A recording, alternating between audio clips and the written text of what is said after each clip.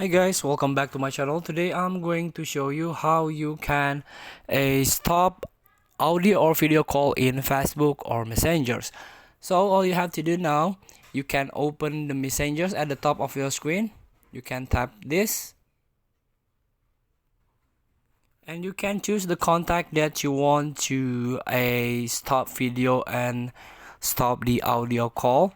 For example, this one, and tap the profile picture of your friends here that you want to mute. You can scroll down and tap on notification and sounds.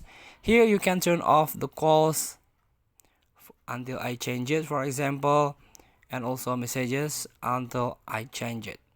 So this is how you stop video and audio call. Thank you for watching. Don't forget to comment, like, and subscribe, and also click that button below. See you in the next video.